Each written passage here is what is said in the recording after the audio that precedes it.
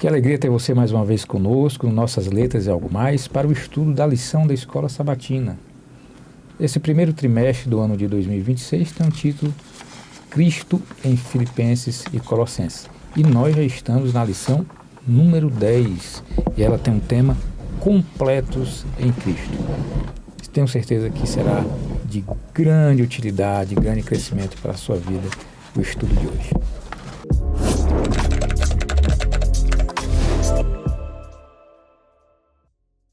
E aqui com as minhas irmãs e minhas amigas, a Kelly e a Ruth. Como é que vocês estão?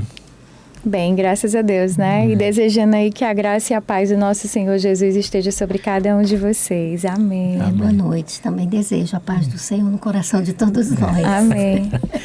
Ruth, você poderia começar orando? Posso sim. Meu amado Senhor, quero te agradecer, Pai querido, por todas as bênçãos que o Senhor tem derramado em nossas vidas, pelo teu cuidado, pela tua companhia, Senhor, pelo sustento, pelo refúgio que tu és para cada um de nós. Abençoa-nos, Senhor, nesse estudo dessa noite, dá-nos humildade, que o teu Santo Espírito, Senhor, esteja conosco, nos dando sabedoria e discernimento, nos orientando, Senhor. Afinal, Senhor, é tudo para a tua honra e para a tua glória. Amém, Senhor. Fica conosco, é o que te pedimos, em teu santo nome, Senhor. Amém. Amém. Amém. Já a lição número 10, ó. Deixa eu só... Eu acho que esse trimestre são 13, né? Isso. Raramente Passa tem uma lição com né? 14, né? Mas esses são 13, lição número 10. Completos em Cristo. E o verso para memorizar está em Colossenses 2, 16 e 17. E assim diz: portanto, que ninguém julgue vocês por causa de comida ou bebida, ou dia de festa, ou a nova ou sábados, porque tudo isso tem sido sombra das coisas que haviam de vir, porém o corpo é de Cristo. E a introdução da lição, ela nos diz: alguém já lhe perguntou por que você guarda o sábado? Talvez você já tenha visto o verso para memorizar desta semana sendo usado como argumento contra a observância do quarto mandamento. No entanto, o texto não foi escrito com esse propósito, mas sim como uma resposta aos erros ensinados por alguns falsos mestres na igreja de Colossos. Quais eram esses erros? Em primeiro lugar, o falso ensino é descrito como filosofia e tradição dos homens, conforme os rudimentos do mundo e não segundo Cristo. Isso está em Colossenses 2:8. Além disso, envolvia a circuncisão e a observância de festas judaicas, bem como os rituais de pureza e regras relacionadas à alimentação. Também incluía a adoração de anjos ou com anjos, ou tentativas de imitar a adoração angelical. Por isso, esse falso ensino se baseava em preceitos e doutrina dos homens e possivelmente envolvia práticas rigorosas de disciplina pessoal. Esses falsos mestres eram claramente pessoas religiosas e sinceras, mas tinham uma compreensão bastante equivocada do Evangelho. Ao longo desta semana, analisaremos os motivos desse equívoco e esclareceremos porque o verso para memorizar não está relacionado à observância do sábado do 7º dia. E antes de dar início, algum comentário de vocês, que aí eu já vou passar para a imagem da semana, né? Como esse verso aí, ele é o centro da quarta-feira, vamos deixar para a gente analisar. Deixar para a quarta, né? Tá Pode ótimo. Passar para a imagem. Flávia, você coloca a imagem, pronto. A imagem da semana passada, o William achou até coisa que a gente não tinha observado. Né? Ele sempre encontra, né? Então, essa imagem aí da lição dessa semana, ela ampliada, a gente até vê alguns detalhes que... essa daí está mais semelhante, né? O que a gente vê aqui no texto impresso. Faz o quê? Faz uma referência ao sacrifício de Cristo na cruz, ao sangue derramado, né? Que forma como um coração, que esse coração é um sustento para uma árvore que simboliza o quê? Simboliza vida, né? Agora, a gente vê que as raízes, como se fossem as raízes da árvore, ela está o quê? Ela está alicerçada, enraizada o quê? Em Cristo, porque é o sangue de Cristo que dá a vida, né? Que vai dar a vida para ela. Outra informação que eu acho que é interessante a gente extrair é toda árvore, ela vai o quê? Se desenvolver a partir do quê? Daquilo que ela se alimenta. Uhum. Então, essa árvore, ela está se alimentando o quê? Está se alimentando do sacrifício de Cristo, está se alimentando de Jesus, e mostra aí que ela é uma vida reluzente, né? Uhum. É como se tivesse uma luz aí que estivesse saindo dela, que para mim é como se fosse a representação da vida do cristão, daquele que está em Cristo. Amém. Que é uma luz que reluz, que é uma luz diferente da luz que a gente vê das, digamos assim, das árvores que não produzem os frutos baseados no alimento espiritual que é Jesus, né? Mas eu deixo para vocês, se vocês quiserem argumentar. Aqui no verso, aqui, acho que é no verso 7 do capítulo 2 de Colossenses, Paulo diz assim: aprofundem nele suas raízes e sobre ele edifiquem sua vida. Então sua fé se fortalecerá na verdade que lhe foi ensinada e vocês transbordarão em gratidão. Então aí na imagem está o coração, que é a pulsação da vida, né? Isso. Ele e com a plantinha que tem as raízes, né? Então as raízes elas estão sendo realmente nutridas. De onde? E é interessante que aí o outro lado que está fornecendo, ele está morto. Sim, é né? isso mesmo. Ele está morto. Mas é ele, morreu para dar vida. É quem está gerando vida, né? O que é que eu entendo aí? Eu entendo que Paulo está colocando para nós a centralidade de Cristo em tudo. Em tudo. Então, se nós como cristãos quisermos ter vida, a nossa vida só vai fluir se ela representar Cristo. É Cristo que gera vida em nós. Morto, mais ainda, porque foi pela morte dele que nós realmente reganhamos o direito de estar vivos, né? Isso mesmo, Ruth. Então, eu fiz outras observações também. Quer dizer, a morte de Cristo é a causa da vida para nós, é quando recebemos sua vida em nós que nascemos de verdade. Crescemos fortes. A presença divina nos proporciona frutos, porque ele diz aqui, para que vocês transbordarão de gratidão. A gratidão, ela vem também pela alegria, o contentamento do fruto que o Espírito Santo proporciona ao cristão, né, que nasceu de novo. A paz, a alegria, o amor, a benignidade, Gálatas 5, o domínio 22, próprio, 23. né? Sim. Aí o cristão como planta na Bíblia. Nós temos várias passagens. E eu acho que tem até um dia que a gente vai, Tem até um dia na lição que vai falar muito sobre abordar isso. aí. Então, dá muita coisa para falar. Né? Então, a gente vai ficar só na figurinha. Vamos lá. A lição do domingo tem um título assim, ó: A sabedoria e o conhecimento de Deus. Eu achei interessante que ela começou assim, ó: Jó perguntou onde se achará sabedoria? E em que lugar estará o entendimento? Paulo respondeu: o entendimento está em Cristo, em quem estão ocultos todos os tesouros da sabedoria e do conhecimento.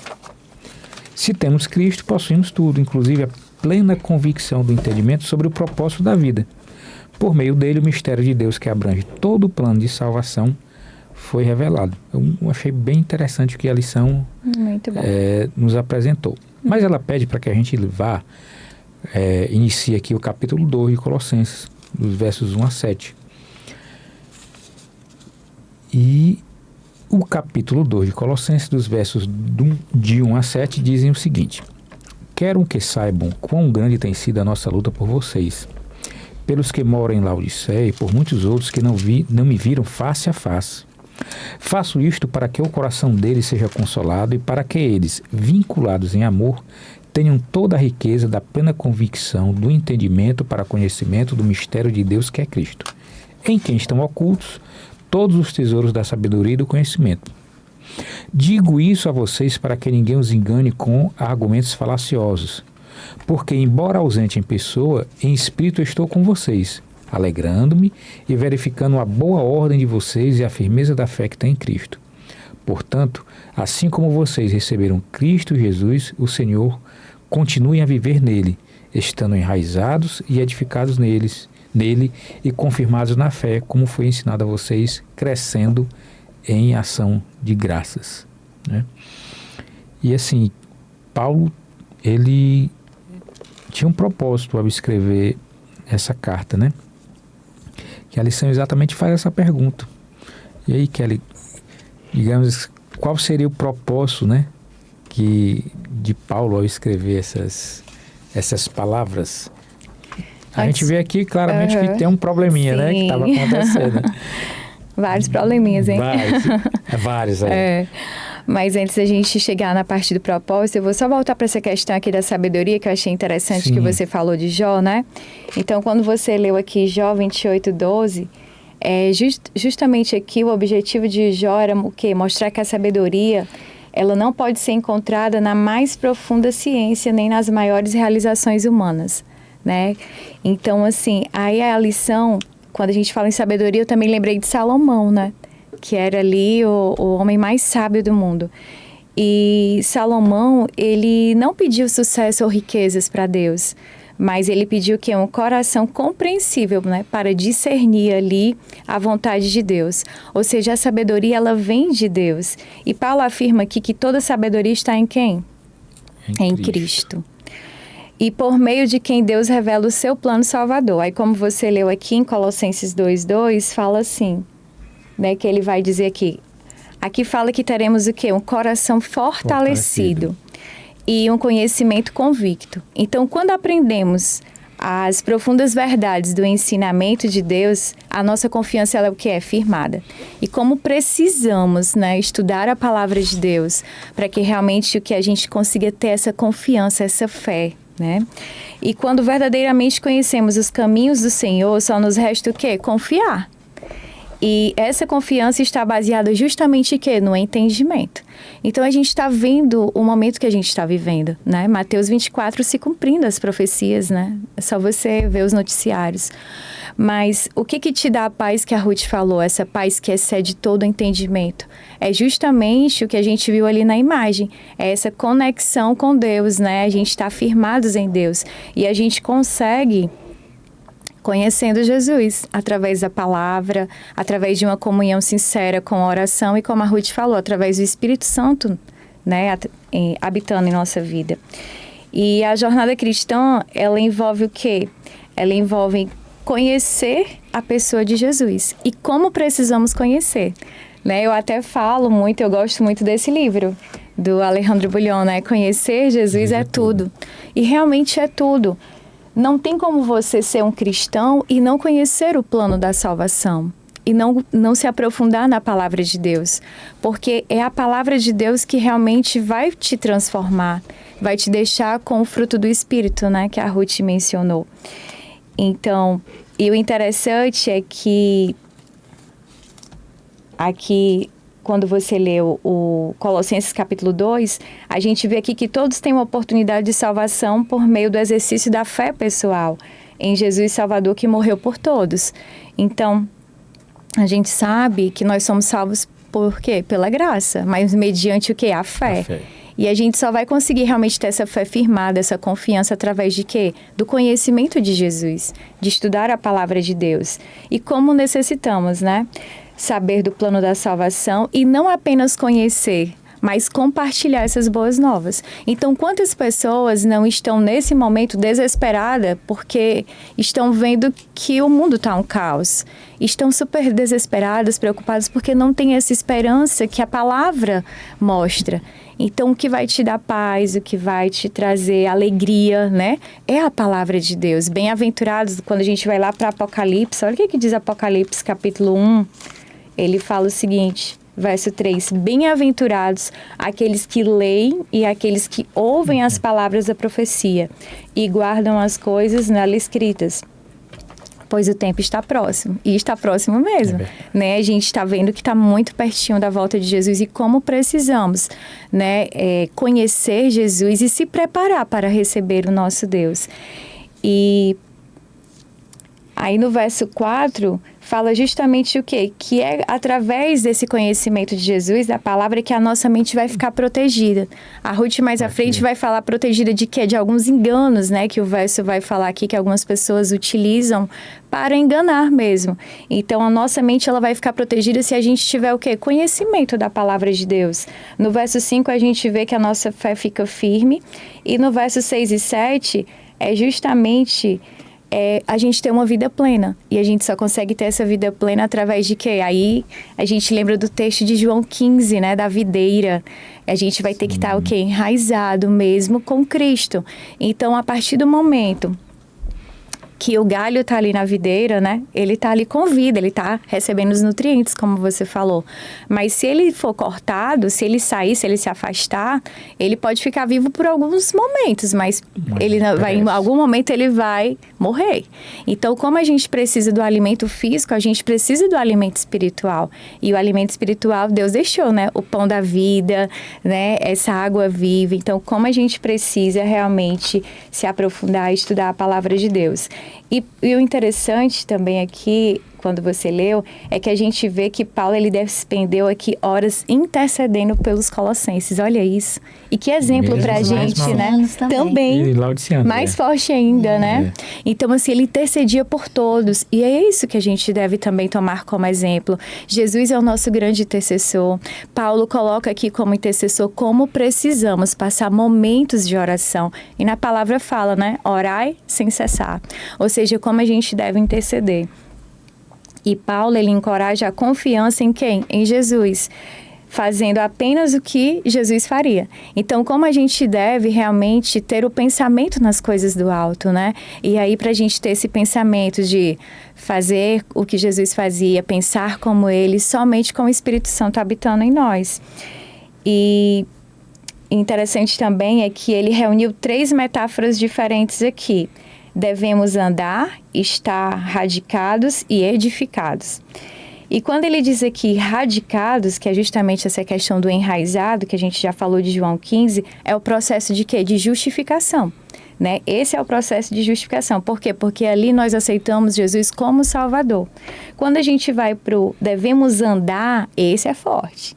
Porque a gente deve andar com Jesus e como Jesus, né? Então, esse daqui já é um processo de quê? De santificação. Onde Jesus, ele fala lá em Lucas, capítulo 9, verso 23. Olha o que é que ele diz em Lucas 9, 23. Ele fala o seguinte. Deixa eu só ver. Dizia a todos, se alguém quer vir após mim, assim mesmo se negue. Dia a dia, tome a sua cruz e siga-me.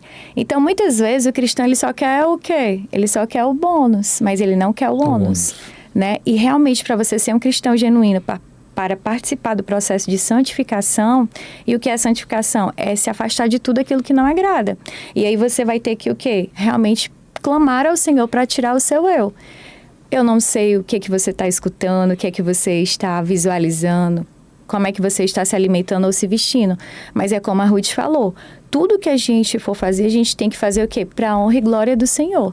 Então, esse é o processo mais difícil, mas se a gente estiver enraizados em Cristo, a gente vai conseguir. Por isso, a importância do Espírito Santo em nossa vida. E quando ele fala que em edificados, é como o poderoso templo para o Senhor, que é o nosso corpo, né? Que é o templo do Espírito Santo. Por isso a gente deve cuidar tão bem do nosso corpo. E tudo deve ocorrer em quem? Em Cristo, né? E Jesus, ele é o quê? É o padrão que devemos andar. A gente não deve seguir líderes religiosos, mas sim Jesus. Esse sim nós devemos seguir. Jesus, ele é a raiz de onde devemos extrair a seiva e a nutrição. Então é Jesus que vai nos dar o alimento. Ele é nosso mantenedor, né? E Jesus é a rocha viva, ou seja, a gente deve estar o quê? Firmado, fundado ali, né? Em Jesus, que é a rocha viva.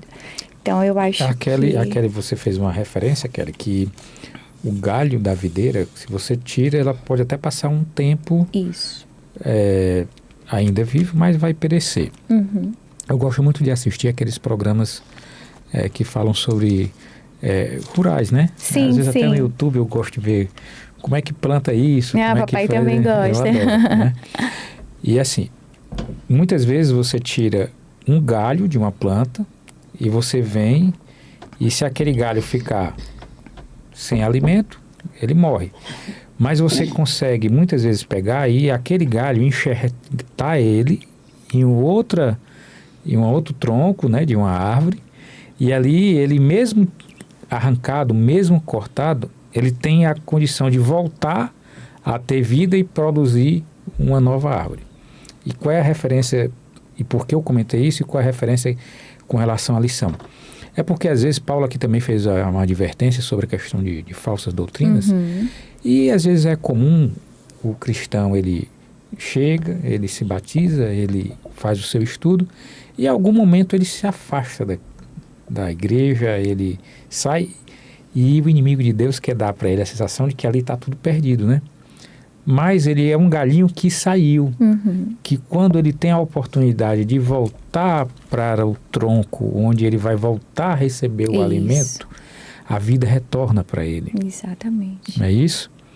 Por isso que existem muitas referências, e a lição da segunda-feira fala sobre estar enraizado e crescer em Cristo. Tá aí, um exemplo de que mesmo em qualquer circunstância da vida do cristão, ele tem a oportunidade de estar sempre crescendo em Cristo. Mesmo seja uma coisa nova, mesmo ele saindo, ele às vezes se deixando levar por falsas doutrinas, mas ele vai estar sempre tendo a oportunidade de ser realimentado e voltar a ter vida novamente, né? E a lição fala o seguinte, na segunda-feira: a palavra viva, que é Cristo, não pode ser separada da palavra escrita, que é a Bíblia. É somente por meio das Escrituras que podemos conhecer Jesus. Por isso que lá em Colossenses 2:7, Paulo utiliza essa metáfora de uma planta, quando ele fala que nós estamos enraizados e edificados nele, né? Só que esse conceito e essa metáfora, ela não era exclusiva de Paulo. Deus sempre inspirou profetas e evangelistas para utilizar essa metáfora referindo-se às plantas para representar o cristão. Exemplo, Isaías 61:3, que diz assim: e a pôr sobre os que choram sobre Sião uma coroa em vez de cinzas, olhos de alegria em vez de pranto, manto de louvor em vez de espírito angustiado. Eles serão chamados carvalhos de justiça, plantados pelo Senhor para a sua glória. Mateus 3:10 diz: e o machado já está posto à raiz das árvores. Portanto, toda árvore que não produz bom fruto é cortada e lançada ao fogo. Em Lucas 8, nós temos a questão da parábola do semeador, bem conhecida, né? Saiu para semear, as sementes caíram sobre a pedra, outros sobre os espinhos. Então, Jesus, ele faz próprio Cristo faz essa referência à questão da planta. E em 1 Coríntios 3:6, Paulo diz: eu plantei, Apolo regou, mas o crescimento veio de Deus. Né? Kelly, como é que a gente pode entender essa metáfora, né, como símbolo do cristão? Eu acho bem interessante que Deus é muito didático, né? Ele sempre ele sempre utiliza assim, metáforas, parábolas, né? E essa questão aqui da metáfora de comparar os servos de Deus às plantas, tem vários ensinos, né? E a gente, assim, levando para o campo da pedagogia, a gente vê que é uma palavra geradora, ou seja, ele tira ali uma palavra daquele contexto, no caso ali, como tinha muita questão da agricultura, né? Então, ele tirou justamente para poder ficar mais fácil, facilitar, né, a compreensão. Por isso que ele fala muito de árvore. E aqui ele vai falar sobre, como você falou, de Isaías 61, verso 3, e a gente vê aqui, ó, carvalhos de justiça, ou seja, comparando aqui, né, plantados pelo Senhor para a sua glória. Então, Deus é honrado, como a Ruth falou, quando seus filhos produzem o quê? Os frutos, né, e revelam em sua vida o quê? Os traços de caráter divino. Então, esse é o objetivo, né, o propósito, assim.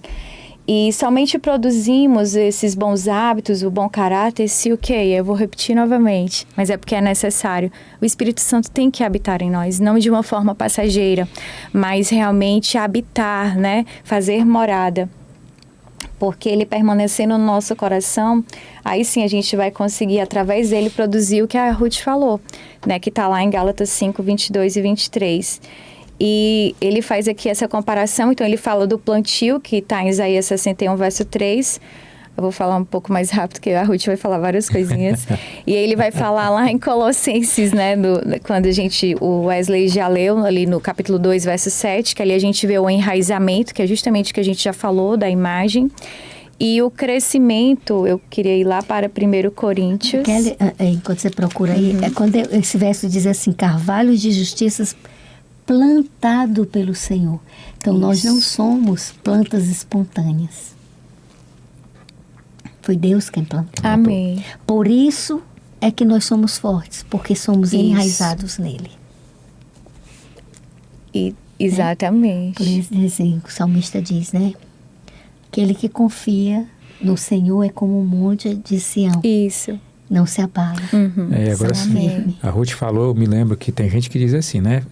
A fulano de tal tem a mão boa para plantar, né? Aí Deus, plantados por Deus. Pronto. Tem que ser bom, né? Melhor, né? É verdade. Você sabe que eu gosto de mexer com planta, né? E a minha netinha, ela tá pegando muito de mim, sabe? Ah, que bom. E eu planto tomate, eu planto rúcula, né? As rúculas dão que é uma beleza. Eu tô com um jarro grande, eu planto desde a sementinha. E eu faço o buraquinho e ela bota as sementes, né? Sim. Aí ela é dela, ela disse que é dela. Aí eu fui no parque passear ali na Praça das Flores e tem várias flores lá, né? É lindo. E ela pediu para eu comprar uns negocinhos lá que enfeita, uns bichinhos feitos de biscoito, sabe? Com a mais linda. Aí eu coloquei lá, tá lá. Não sei o que tem mais, se é a rúcula ou se são os enfeites, entendeu? Mas eu trabalho muito com ela essa questão da semente, que para ela gerar uma planta, ela tem que morrer. A semente, ela tem que morrer, né? Então eu digo muito para ela. Aí quando às vezes o pezinho de tomate morre porque vem os bichinhos e eles sugam a seiva, né? Aí eu explico para ela, o mal faz isso com a gente, ele suga. Então, não é só uma questão de ser enraizado, é uma questão de se manter em Cristo. Isso. Por isso a importância da comunhão sincera, se né? Se manter em Cristo, para a gente não perder a nossa seiva, não perder o Espírito Santo, né? Porque o Espírito Santo ele está em nós, mas a gente pode rejeitá-lo.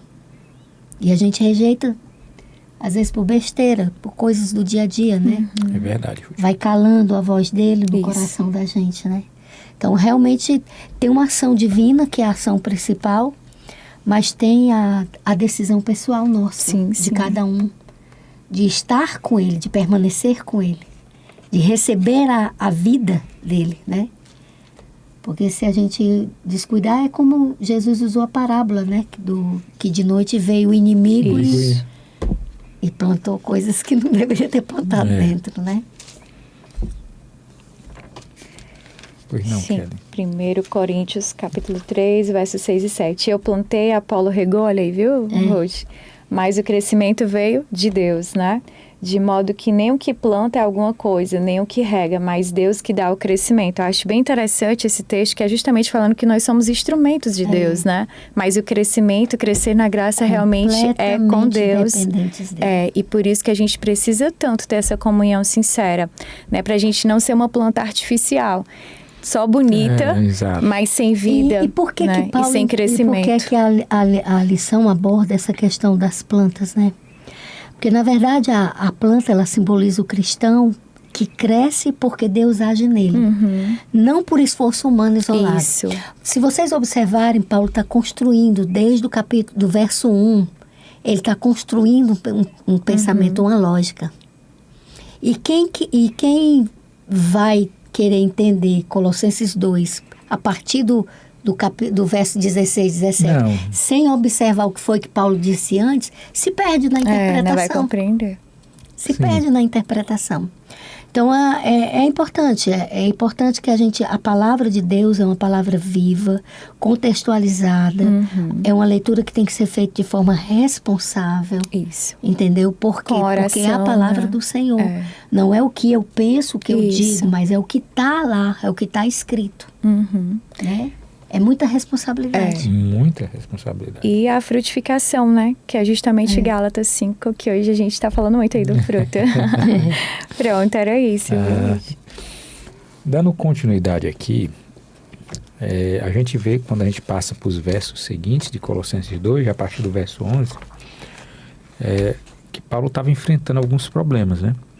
E aqui, em homenagem ao meu amigo William, eu trouxe a versão da Nova Bíblia Viva.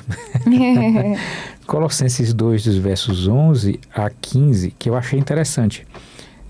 Normalmente eu vejo mais de uma versão, né? É interessante. Não é que haja contradição, mas algumas versões eles parecem que ele usam algumas palavras que clareiam um pouco o nosso entendimento. Nessa versão, Colossenses 2, de 11 a 15, diz assim, ó: quando vocês foram a Cristo, Ele os libertou dos seus maus desejos, não por meio de uma operação física de circuncisão, mas de uma operação espiritual feita por Cristo, pela qual somos libertados do poder da natureza pecadora. No batismo, a sua velha natureza pecaminosa foi sepultada com Ele, e então vocês ressuscitaram da morte com Ele para uma nova vida, porque confiaram na palavra do poderoso Deus que levantou Cristo dentre os mortos. Vocês estavam mortos em pecados, e seus desejos pecaminosos ainda não tinham sido afastados. Então Ele deu-lhes participação na própria vida de Cristo, porque lhes perdoou todos os pecados e apagou as acusações confirmadas que havia contra vocês, a lista dos mandamentos aos quais vocês não tinham obedecido. Tomando esta lista de pecados, Ele a destruiu, pregando-a na cruz de Cristo. Deste modo, Ele venceu os governos e autoridades espirituais do mal e exibiu publicamente ao mundo inteiro o triunfo de Cristo na cruz, onde foram tirados todos os pecados de vocês, né? Eu vou perguntar a Ruth, esses títulos, né, esses textos, Ruth, eles sugerem que Paulo ele estava enfrentando problemas, né? Mas às vezes existe situação também de interpretações equivocadas. Mas como é que a gente pode entender essas palavras de Paulo, né, dentro desses textos? Que está nessa parte de Colossenses 2, 8, 15, né? Isso. 11 e 15. Paulo ele apresenta um argumento direto, né? Na verdade, Paulo estava enfrentando o quê? Ensinamentos errôneos, que misturavam práticas judaicas humanas, né? E ensinos que questionavam até a suficiência de Cristo. Entendeu? Isso. Que ensinos eram esses? Eram os ensinos de adoração aos anjos, usando os anjos como intermediários, né? Havia também um povo que Paulo chama os ascetas, né? Era o ascetismo. Eu fui dar uma olhada aqui. O que é que eles pregavam, esses ascetistas? Na verdade, é um pessoal a origem disso está entre os gregos, os romanos e até mesmo os judeus também que acreditavam, né? O que era esse ascetismo? Eram indivíduos que acreditavam que a verdadeira espiritualidade, ela vinha por exemplo, de negar prazeres físicos, de restringir a alimentação, de evitar contatos com certas coisas, praticar jejuns rígidos, mortificar o corpo, impor regras de pureza, viver em isolamento ou disciplina extrema. A ideia central era, quanto mais eu sofro, eu me privo, mais santo eu me torno, né? Qual era esse problema? Eles se colocavam como se eles tivessem uma postura de superioridade espiritual em relação aos outros. Por isso que Paulo diz, não julguem, né? Não deixe que ninguém vos julgue, se achando superior a vocês. Por causa disso. Porque eles achavam que por eles cumprirem todas essas coisas, eles estavam mais puros e santos do que os outros que não faziam isso, né? Entendi.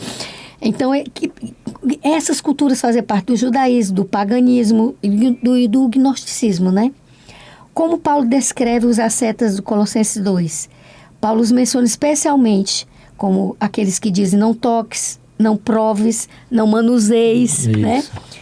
Esse estudo dessa semana tem muita coisa, né? Então, a gente tem que... né? Então, essas frases representam regras humanas, não são mandamentos de Deus.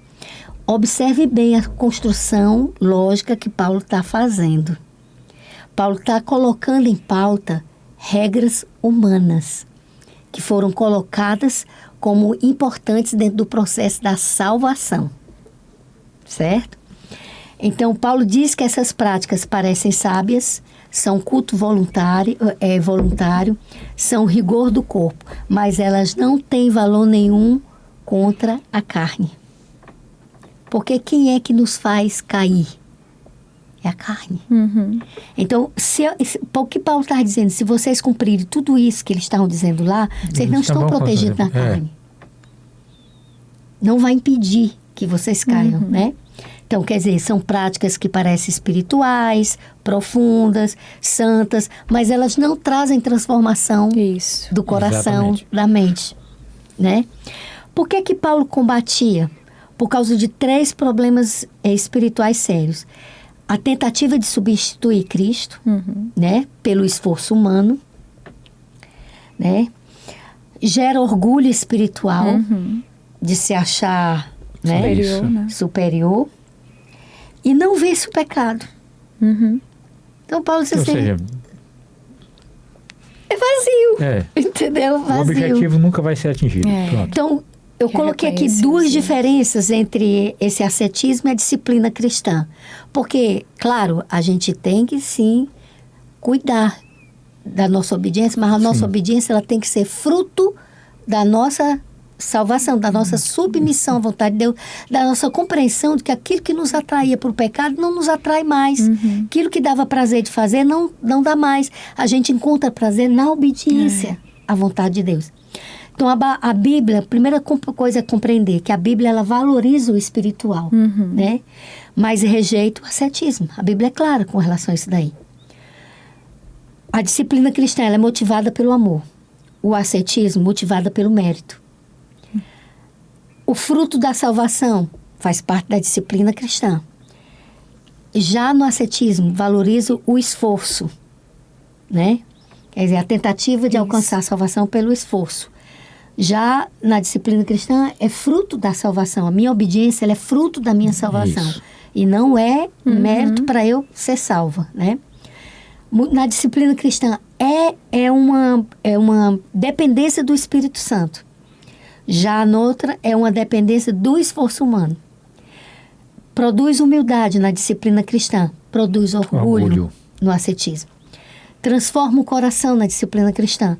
Apenas controla o corpo. Só a questão de controlar o corpo. Então, Paulo não está condenando o jejum, Paulo não está condenando a oração ou o autocontrole, quer dizer, o domínio próprio. Ele condena usar essas práticas como base da espiritualidade ou da salvação, né? Por que isso é importante? Por que isso importa para Colossenses 2?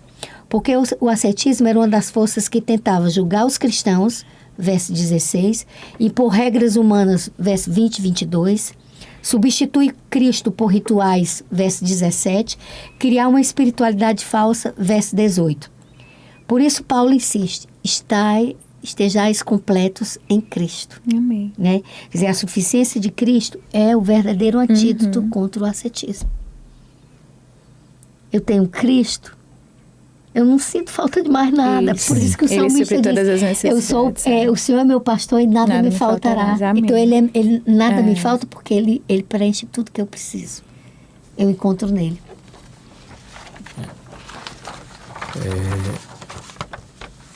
Na lição da quarta-feira, que tem um título Sombra ou Corpo, né? Nós vamos aqui para também algumas preocupações que Paulo tinha de algumas práticas que estavam acontecendo na igreja de Colosso. E Colossenses 2, os versos 16 a 19, nos fala o seguinte: portanto, que ninguém julgue vocês por causa de comida, de bebida, ou dia de festa, ou lua nova, ou sábados, porque tudo isto tem sido sombra das coisas que haviam de vir, porém o corpo é de Cristo. Não deixe que ninguém se faça de árbitro para desqualificar vocês com pretexto de humildade e culto de anjos, baseando-se em visões, estando cheio de orgulho sem motivo algum na sua mente carnal, e não retendo a cabeça, a partir do qual todo o corpo suprido e bem vinculado por suas juntas e ligamentos cresce o crescimento que vem de Deus. Que práticas, Ruth, era essa, né? E como a gente interpretar esse texto aqui de Paulo? Que inclusive é o verso para memorizar. Antes da gente entrar, eu queria mostrar, para servir de base, Sim. 2 imagens aqui. Você pode colocar uma daquelas, a primeira imagem? Qual seria? Vamos lá. Essa daqui? Essa daqui. Pronto. Então, a primeira coisa que a gente precisa entender, porque a grande discussão em cima de Colossenses 2, versos 16 e 17, é que alguns, na tentativa de dizer que Paulo estava defendendo a abolição do sábado, do 4º mandamento, né? Paulo mencionou a questão do sábado. Mas é preciso a gente entender o que isso significa, sábado cerimonial e sábado moral. O que isso significa, né? Então, eu vou mostrar 2 quadros antes da gente começar a refletir, né? Primeiro, o que são os sábados cerimoniais? São as festas, né? As festas que Deus orientou Moisés a orientar o povo a festejar, porque eram festas que faziam referência ao Messias que viria. Então, são festas que encontram o cumprimento em Jesus. Certo. Uma vez Jesus chegando o Messias, essas festas terminam de cumprir a missão delas como sombras, e Cristo passa a ser a realidade da mensagem dessas festas. Exato. Né? Por exemplo, uma delas é a Páscoa. Ela ainda existe em comemoração dentro da cristandade? Existe, mas ela foi ressignificada em Cristo. Isso. Ela hoje é considerada mais por conta da ressurreição do que necessariamente por conta da parte memorial da libertação do Egito. Isso. Né? Ficou mais restrita ao povo judeu, né? Então, quais são esses sábados cerimoniais? Primeiro, por que sábado cerimonial? Esses sábados aí não são sábados semanais. São sábados que poderiam cair em qualquer dia da semana. Por que a palavra sábado? Porque a palavra sábado vem de descanso. Quando eles iam organizar essas festas, eles tinham que necessariamente passar pelo descanso. Era requerido do povo que o povo descansasse espiritualmente. Certo? Como referência. Como referência, por quê? Porque eram festas que elas faziam referência a Jesus. Certo. E Jesus era o Messias, que também era Deus. Então, são festas sagradas. Não era festa para oba-oba. Eram festas porque tinha uma razão de existir. Então, nós não vamos, por uma questão de tempo, entrar na explicação de cada uma dessas festas, porque também não é o tema da lição.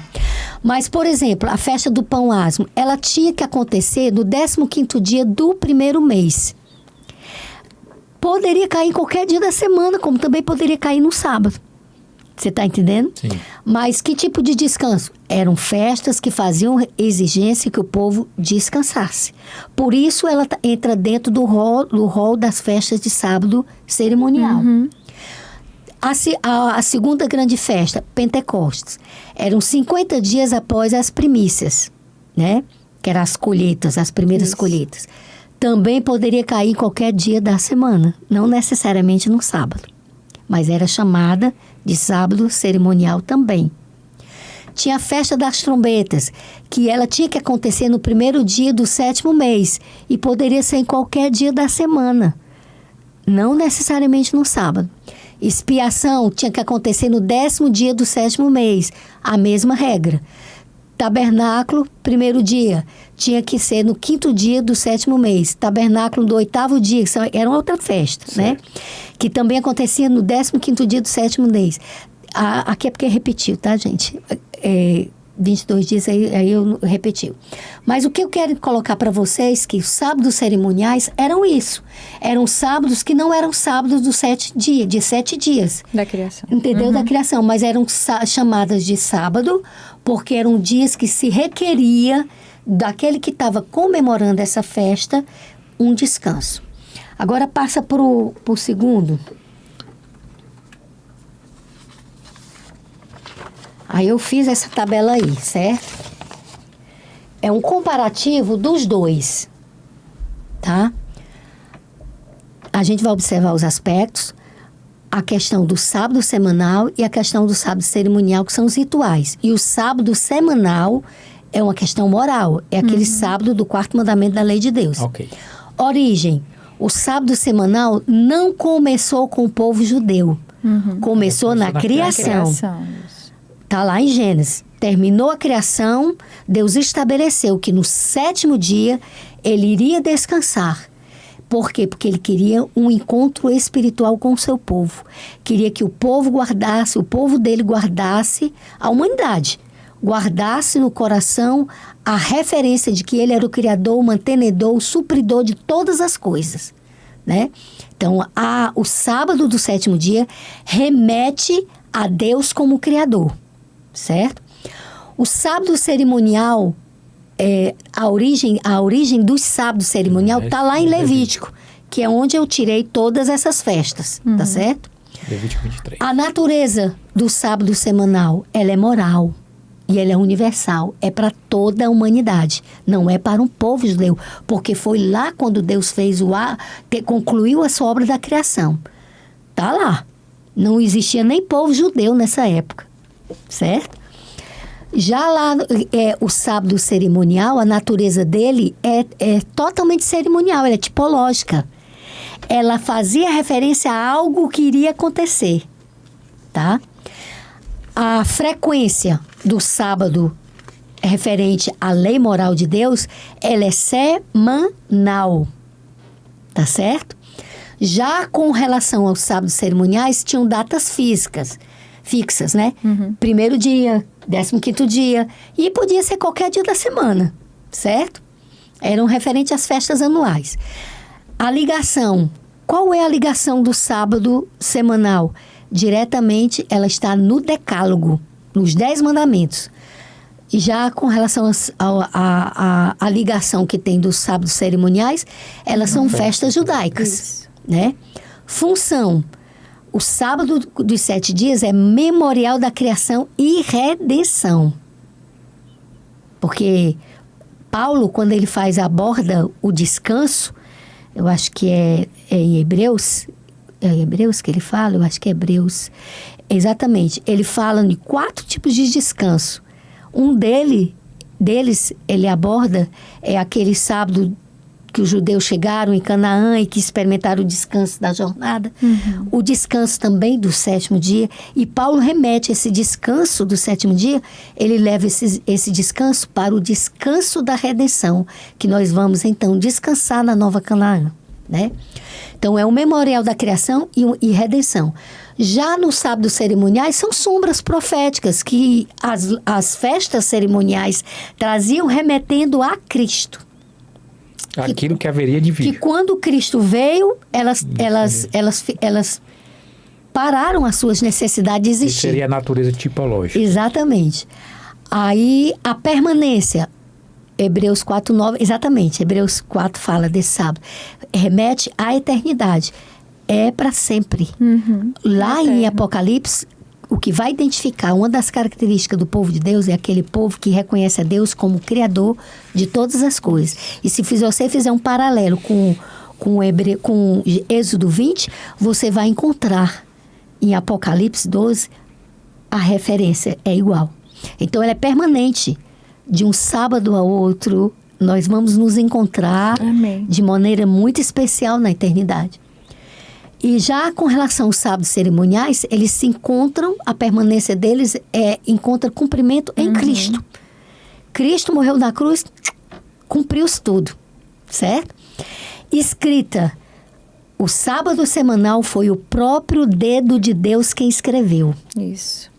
Já nos sábados cerimoniais foi Moisés. Muitos confundem, né? Isso. Sacrifício. Com relação ao sábado semanal, não havia sacrifício. Com relação aos sábados semanais, às festas, havia, lá em Levítico 23 traz tudo. Exigia tipos diferentes de sacrifícios. Você entende? Então, o sábado semanal, ele não pode ser chamado de sombra, porque ele não é sombra, ele não vai deixar de existir. Ele remete à eternidade de Deus. Já com relação aos sábados cerimoniais, sim, eles são sombras. Então, como a gente vê, são duas coisas bem distintas, né? Bem distintas. Pronto, você pode tirar aí. Tendo visto esses dois quadros, a gente já tem uma coisa em mente, né? Agora, vamos ver aqui o que é que... Lá na lição, as pessoas que são professores, a gente tem um resumozinho da lição. Sim. E tem uma perguntinha que diz assim: Colossenses 2, 14 a 16 é usado como argumento contra a observação do sábado. Quais problemas surgem desse uso do texto? Aí eu fiz aqui alguns resumos, né? Porque eu quero ganhar tempo para poder exatamente a gente fechar bem essa questão. Certo. Usar Colossenses 2, 14 e 16 como argumento contra a observância do sábado cria problemas sérios de interpretação, porque força o texto a dizer algo que Paulo nem estava discutindo. Olha aqui o que é que Paulo está dizendo no verso 14. Ele cancelou o registro de acusações contra nós, removendo e pregando na cruz. O que é que foi pregado na cruz? O escrito da nossa dívida. Cristo morreu, tetelestai, está pago. O que é que está pago? As nossas dívidas. Aqui não está falando da lei de Deus. A lei de Deus não foi pregada na cruz. Aqui Paulo diz claramente, ele cancelou os registros das nossas dívidas. E ele diz claramente, dessa modo, desarmou os governantes e as autoridades espirituais e os envergonhou publicamente ao vencê-los na cruz. Quem foi que Paulo está dizendo que venceu na cruz? Cristo venceu na cruz, o grande acusador, Satanás, que nos acusava. Lembra do nosso estudo que a gente fez, que na cruz houve a derrubada de Satanás, ele foi derrubado por terra, né? Então, aqui Paulo está falando disso. Paulo não está falando das leis.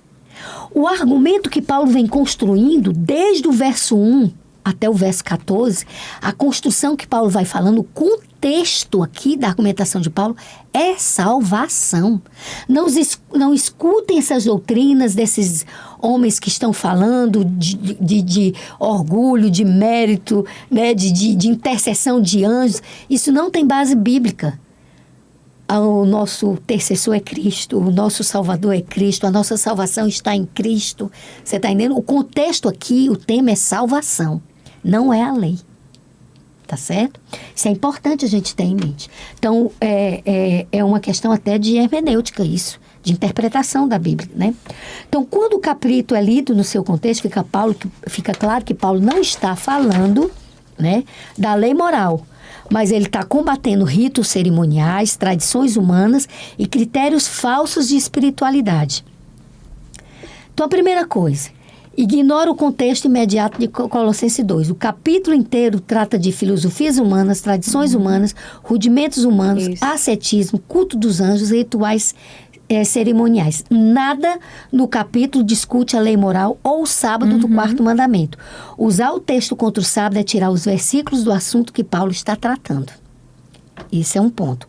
Segundo ponto, confunde sábados cerimoniais com sábado semanal, que a gente viu aí, que são duas coisas completamente diferentes. Então, em Colossenses 2,16, Paulo usa tríade cerimonial. Festas anuais, luas novas mensais e sábados cerimoniais anuais. Isso é certo. Agora, a gente não pode ser também desonesto de entender que Paulo também estava referindo-se a sábado semanal. Por quê? Porque ele faz referências temporais. Festas anuais, ano. Luas novas eram festas mensais. E ele coloca, e os sábados, que também tinham seu cumprimento semanal. Agora, isso quer dizer que Paulo estava abolindo a lei? Não estava. Em nenhum momento Paulo se referiu à lei. Paulo também não estava condenando as festas judaicas, as festas cerimoniais. Paulo também não estava. Então, um ponto aqui, a gente não vai abrir polêmica nenhuma, é dizer que sábado era. Porque isso não era nem assunto, gente. O assunto de Paulo era salvação. Exato. Então, eu não vou abordar dentro daqui, desse verso, uma coisa que não tem nem base para você aprender. Esse não é o melhor verso para aqueles que condenam, que querem a abolição do sábado, para usar. E eu não vou argumentar, porque ele não tem respaldo. Entendeu? Não tem respaldo. Então, essa tríade, ela aparece repetidamente no Antigo Testamento, em 1 Crônicas 23, 21, 2 Crônicas 2, 4, 2 Crônicas 31, 3, Oséias 2, 11. Então, Paulo está trazendo uma coisa até lá do Antigo Testamento como argumentação. E é claro, sempre se refere aos sábados cerimoniais. Paulo puxou isso daí. Por quê? Porque os judeus, ele também colocavam um peso que não existia dentro do sábado. Isso. Estabelecendo o que é que os escribas fizeram. Na ânsia e no medo deles caírem em apostasia novamente, eles procuraram dentro das leis tudo que poderia fazer com que eles apostatassem.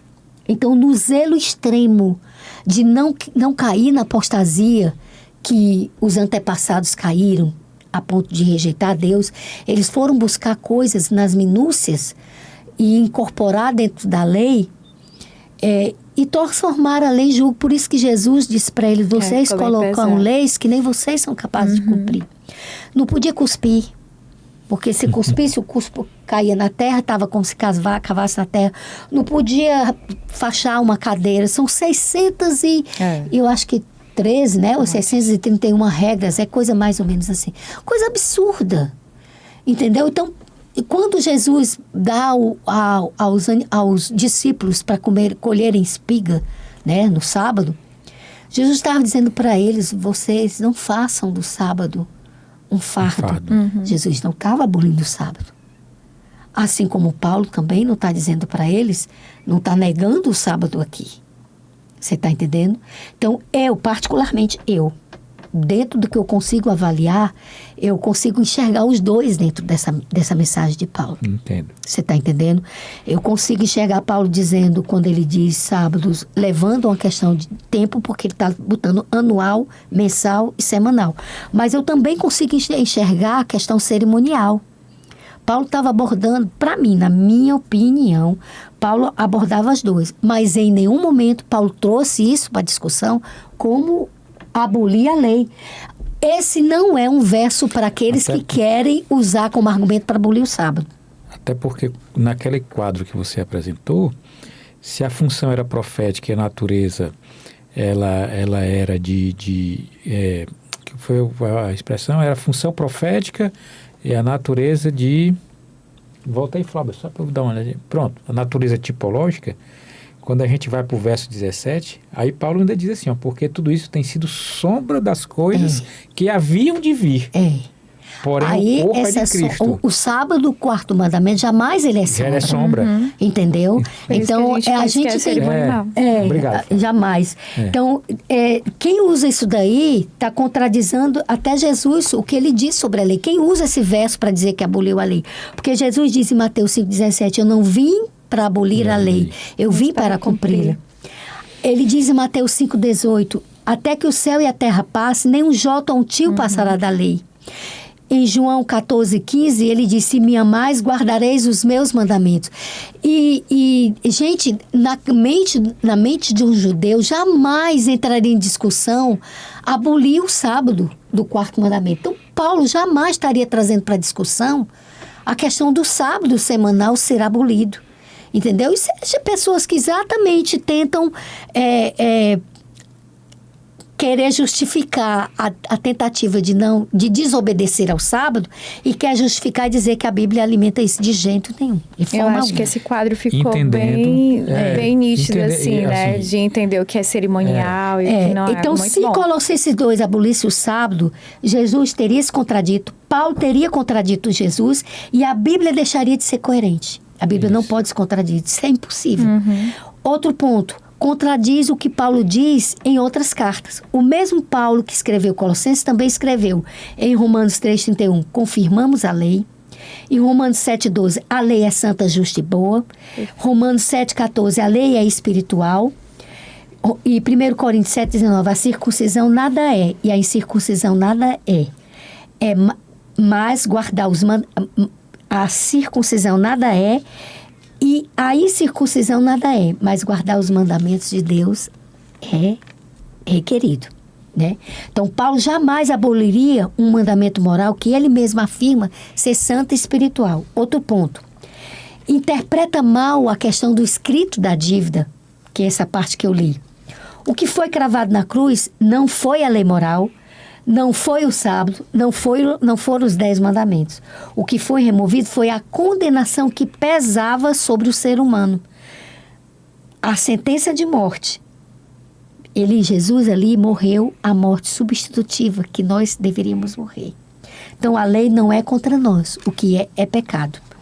Então, deixa eu só ir mais um pouquinho à frente, ainda tenho mais tempinho. Outro ponto, ignora que Paulo está combatendo julgamentos humanos, não mandamentos divinos. Na coerência do julgamento de Paulo ali, o que ele está combatendo? Os ascetistas, os que estavam defendendo a adoração de anjos. Em algum momento ele falou da lei. Em nenhum momento ele falou da lei. Paulo diz, ninguém vos julgue. Ele está dizendo, não guardem nada, mas não aceitem julgamentos baseados em rituais cerimoniais. O alvo de Paulo são ascetas, místicos, judaizantes cerimoniais, falsos mestres. Ele não está falando dos guardadores de sábado. Você está entendendo? Como é importante você contextualizar e buscar argumentação. Porque se você for ver como é que ele comenta aqui, no verso 16, ele começa com essa conjunçãozinha conclusiva. Portanto, ele está vindo de uma construção. Todo, né? Então, ele desconsidera que o sábado semanal não é sombra. Paulo diz que os elementos citados eram sombra das coisas futuras. O sábado semanal aponta para a criação, Êxodo 20:11, aponta para a redenção, Deuteronômio 5:15, aponta para o descanso eterno, Hebreus 4:9, não é sombra de Cristo, não é tipológico, nem é cerimonial. Sombras são rituais levíticos, não mandamentos morais. Oitavo ponto, cria uma contradição entre Paulo e Hebreus. Hebreus afirma que o sistema cerimonial envelheceu e desapareceu. Hebreus 8:13. Cristo é o sacrifício perfeito. Hebreus 10:10-14. O sábado permanece para o povo de Deus. Hebreus 4:9. Novo Testamento. Paulo chegou numa cidade para pregar, não tinha sinagoga. Para onde ele foi? Foi com as irmãs na beira de um rio e fez lá.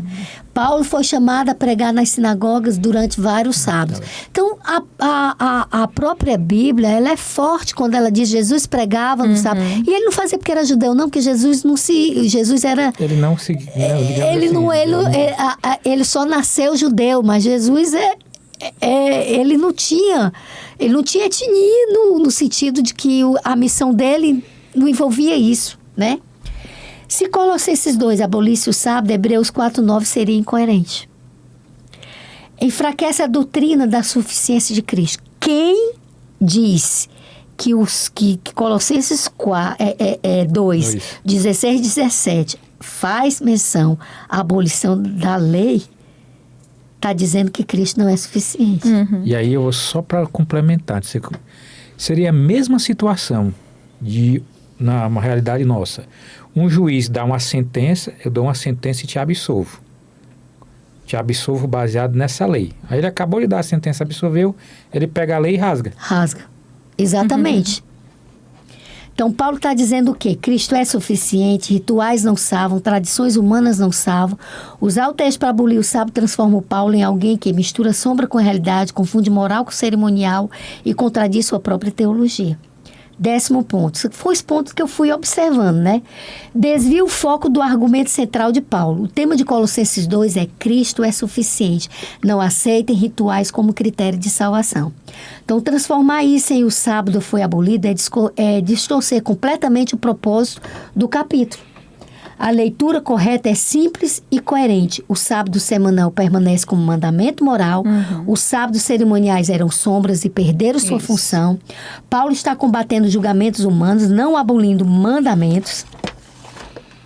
Então, eu acho assim que... Eu poderia continuar, mas eu acho assim que Para mim, isso é suficiente. Então, não adianta que cerimonial. Gente, isso não é o mais importante. O importante é entender que o tema que Paulo está trazendo aqui é a suficiência de Cristo para a nossa salvação. Esse é o tema. Quer usar outro argumento? Vai quebrar tua cabeça, irmão, e procurar outro argumento. Porque Colossenses 2, 16, 17, não tem nada a ver com lei moral. Nada. E aí, ele, falando da suficiência de Cristo, ele vem aqui na lição da quinta falando sobre preceitos de homens, né? E aí ele já exatamente ele reforça isso, porque ele diz, Colossenses 2, de 20 a 23, diz assim: se vocês morreram com Cristo para os rudimentos do mundo, porque se sujeitam às regras, como se ainda vivessem no mundo. Não toque nisto, não coma aquilo, não pegue naquilo. Todas essas coisas se destroem com o uso. São preceitos e doutrina dos homens. De fato, essas coisas têm aparência de sabedoria ao promover um culto que as pessoas inventam, falsa humildade e tratamento austero do corpo. Mas elas não têm valor algum na luta contra as inclinações da carne, né? E aí Paulo ele faz essas advertências exatamente reforçando o que a Ruth falou. Isso. Ele quer tirar da suficiência, da tentativa que havia de haver a suficiência do homem, né? Entendeu? Da realização através das obras, para a verdadeiramente importava, que era a suficiência de Cristo. Eu acho até que a parte de quinta-feira está dentro da de quarta. Está dentro da de quarta, você falou. Exatamente. Entendeu? Eu até, vendo aí a questão da quinta-feira, tem um pedaço aqui do texto que diz assim: essas práticas, que eram as práticas humanas, em vez de fortalecer a fé, tornaram-se o peso. Aí ele fala: é fácil cair na armadilha de usar essas observâncias como uma forma de se sentir superior aos que não seguem, o que é problemático. Ou, ainda pior, como algo que pudesse, de alguma forma, acumular mérito para a salvação. Que, infelizmente, ainda hoje se vê, né, uma realidade em relação a isso, dentro do meio cristão. Né? Infelizmente. Entendeu? Infelizmente. Kelly, suas considerações, né? Já está chegando o nosso tempo. Ruth também. Não, para passar para Kelly, eu só diria o seguinte, que a grande questão para nós hoje é: Jesus é nosso Salvador. Se houvesse outro meio pelo qual Deus pudesse usar para salvar a humanidade, é claro que Ele teria feito. Ele não teria deixado o filho dele morrer nem passar pelo que ele passou. Então, para que cada vez que a gente combate uma verdade da Bíblia, ou que a gente traz um ensinamento que não é verdadeiro e coloca isso como dentro da boca da palavra, né? Como da boca de Deus, dizendo que a gente está negando a Cristo. Porque na oração sacerdotal, quando ele faz a oração ao Pai antes de se entregar, ele diz: eu deixo a minha palavra. Então, o meu conselho para aqueles que são cristãos, aqui está para os cristãos, né, que são os que se alimentam da Bíblia, é que se alimentem da Bíblia. Comparem tudo que vocês têm aprendido, né? Compare com o que está escrito, porque há coisas que podem parecer simples, mas que é como tem lá em Apocalipse, que diz que Apocalipse de Daniel, né? Diz que verdades, nos últimos dias as verdades de Deus seriam derrubadas por terra, né? E ao cristão dos últimos dias vai ser requerido que a gente seja reparadores de brecha. Como que a gente pode repreender a mentira se a gente não está firme na verdade? Então, estudem a palavra. É o único jeito de você combater a mentira é com a verdade. Isso. Eu faço as palavras da Ruth as minhas, né? Mas assim, que a gente foque no eterno e que a gente escute a voz de Deus, né? Ele fala na palavra que a gente deve sair de Babilônia. E Babilônia é justamente essa confusão, né? E a palavra é tão clara. A gente refletiu hoje aqui, à luz da palavra, através, com certeza o Espírito Santo estava aqui conosco, e a gente viu que infelizmente, como Wesley falou, ainda existem muitos rituais, né? Mas você que ainda está em um aprisco que não é o verdadeiro, a gente te convida, por isso que a gente sempre fala, né? As passagens bíblicas, porque não somos nós que estamos falando, mas é a palavra de Deus. E esse é o convite para que você realmente se aprofunde mais na palavra de Deus. Amém. Kelly, você poderia orar para a gente encerrar? Sim. Pai querido, Pai amado, muito obrigada, Senhor. Obrigada por tuas misericórdias. Obrigada, Pai, porque o Senhor é tão bom, que o Senhor deixou esse manual de vida, Pai, onde está tudo tão claro. Te pedimos, Pai, para que o Senhor tenha misericórdia das pessoas que ainda não têm vontade, Pai, não têm interesse de estudar a Tua palavra. Ó, Pai, te pedimos para que o Teu Santo Espírito, Pai, toque no coração de cada ouvinte, Pai, de cada pessoa que está aqui. Nos ajuda, Pai, a tirar todo o nosso eu, que o Teu Santo Espírito habite em nós para que a gente tenha vontade, Pai, de ficar conectados contigo, de ter uma comunhão sincera contigo, Senhor. Também queremos, Pai, nos fortalecer na fé e nos ajuda, Pai, a ter um olhar espiritual para que a gente realmente não caia nos enganos, Senhor. É o que te pedimos e já te agradecemos em nome de Jesus. Amém. Amém. Amém.